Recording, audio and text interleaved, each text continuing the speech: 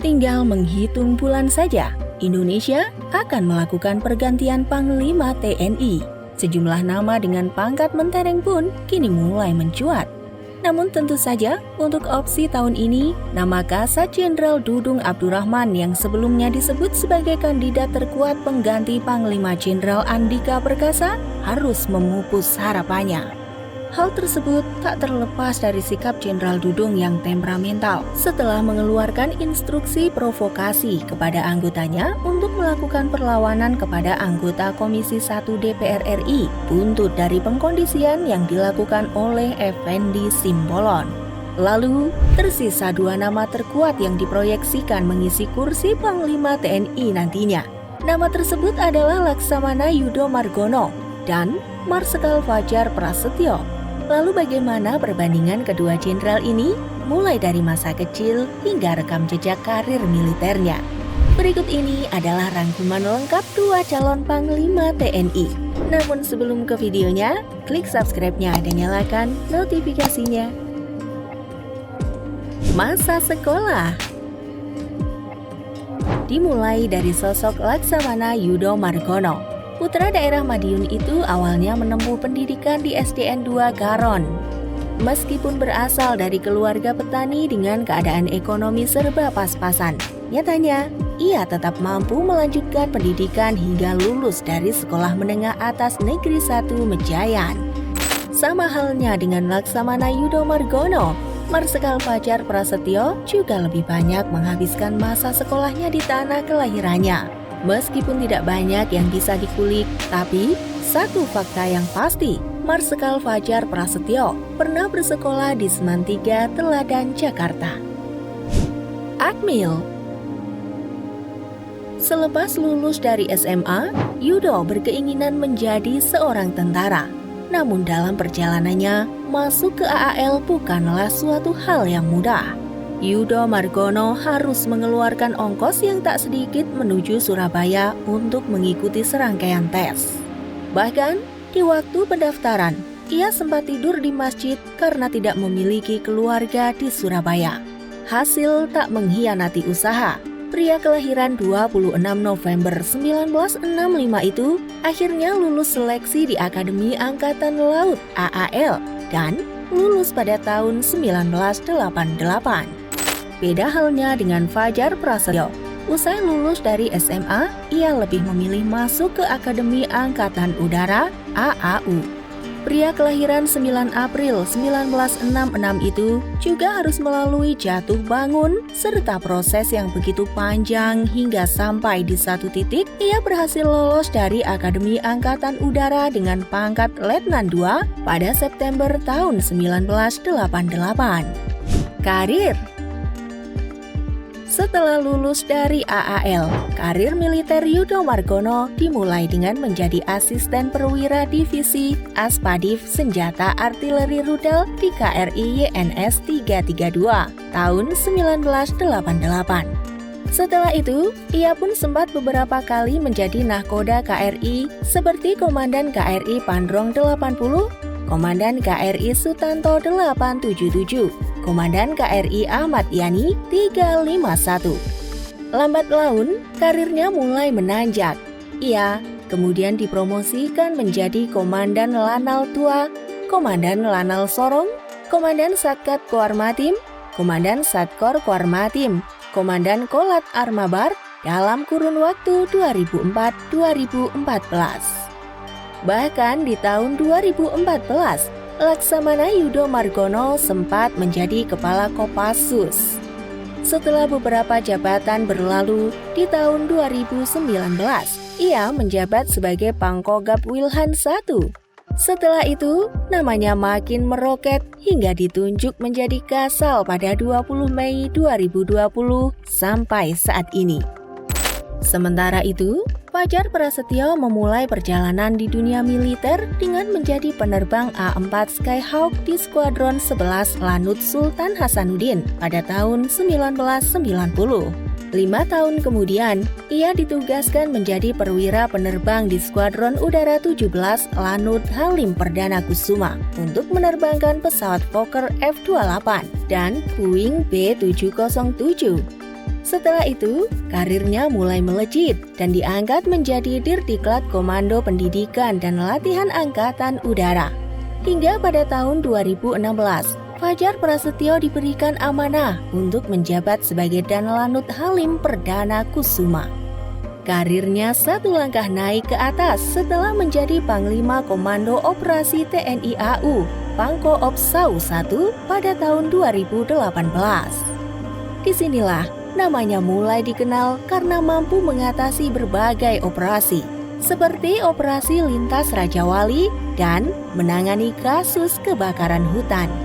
Keberhasilan tersebut membuatnya diangkat menjadi Pangkogap Wilhan II dan terakhir, pada 2020, ia didapuk menjadi Kasau TNI sampai detik ini. Prestasi. Sederet prestasi pernah ditorehkan Laksamana Yudo Margono, terutama di saat dirinya memegang tongkat Komando TNI Angkatan Laut. Salah satunya yaitu membangun 3 titik tempat latihan prajurit TNI Angkatan Laut yang disebut dengan Satuan Pendidikan dan Latihan Satdiklat di luar Pulau Jawa, yaitu di Sorong, Makassar, dan Tanjung Uban, di mana selama ini TNI AU hanya memiliki 1 Satdiklat yang berada di Surabaya. Pembangunan Satdiklat tersebut dilengkapi dengan berbagai fasilitas seperti rumah dinas, mes, dan rumah pribadi bagi prajurit maupun perwira. Pembangunan Satdiklat tersebut menjadi satu dari 94 infrastruktur yang dibangun di bawah kepemimpinan Laksamana Yudo, hingga membuatnya dijuluki Bapak Infrastruktur TNI AL. Lain lagi dengan Marsikal Fajar Prasetyo.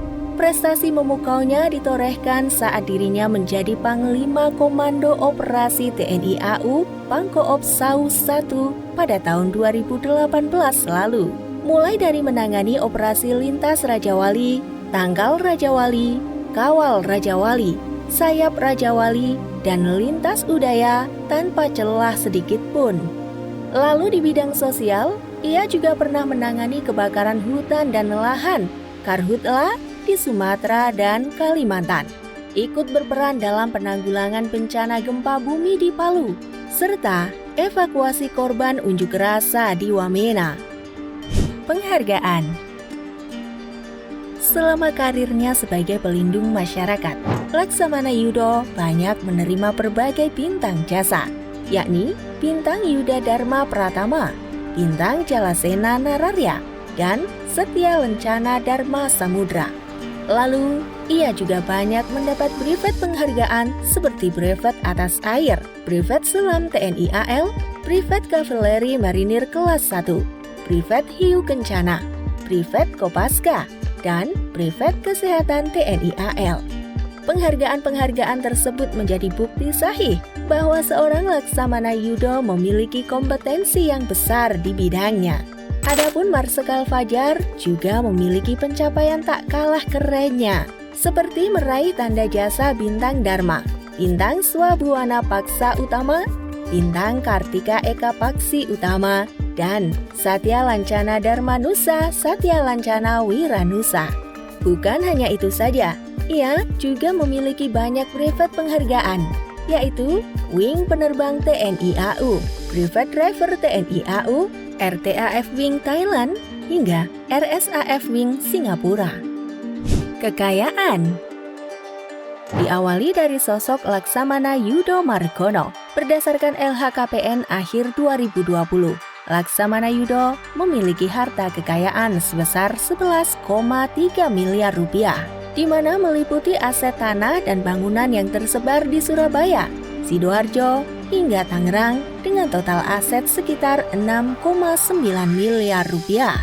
Selain itu, ia juga memiliki sederet kendaraan mewah, seperti mobil Toyota Fortuner Jeep tahun 2012 senilai 300 juta rupiah, dan mobil Mitsubishi Pajero Sport Jeep produksi 2012 berharga 310 juta rupiah.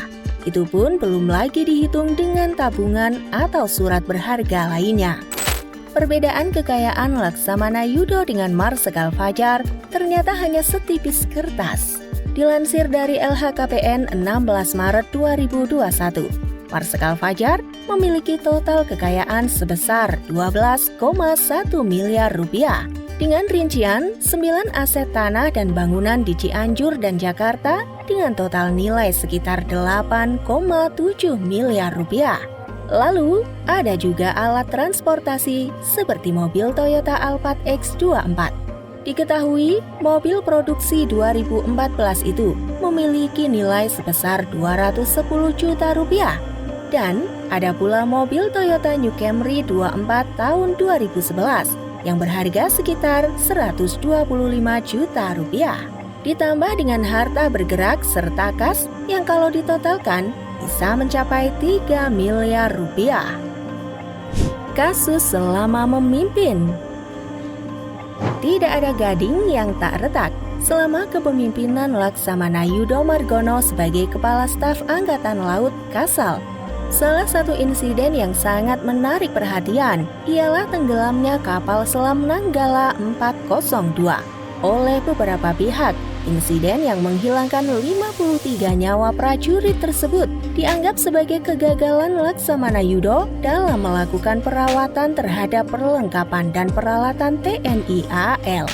Kasus itu juga sempat disorot seorang pakar politik dan hukum Universitas Nasional UNAS, Saiful Anam, yang angkat bicara dan menyebut insiden tersebut bisa menjadi nilai minus Laksamana Yudho untuk menggantikan Panglima Hadi Cahyanto beberapa tahun lalu. Adapun di masa kepemimpinannya, Marsikal Fajar Prasetyo pernah secara tidak langsung terjerat kasus 2 anggotanya yang menginjak kepala warga Papua. Kasus tersebut cepat menyebar dan membuat Angkatan Udara, khususnya Marsikal Fajar Prasetyo, malu dibuatnya. Klimaksnya, kasus tersebut sampai membuat Laksamana Fajar turun tangan dan berkali-kali meminta maaf, serta berjanji akan menindak anggotanya sesuai kesalahan yang dilakukan. Melihat dari rekam jejak, prestasi, dan kehebatan keduanya dalam menyelesaikan suatu permasalahan, tidak berlebihan rasanya kalau 2 figur di atas layak mengemban amanat masyarakat sebagai Panglima TNI selanjutnya. Terlebih lagi, siapapun yang terpilih nantinya bisa menjaga marwah TNI, serta melakukan tugas dan tanggung jawabnya dengan baik. Kira-kira bagaimana menurut kalian guys? Jangan lupa tulis di kolom komentar and see you next video. Bye-bye.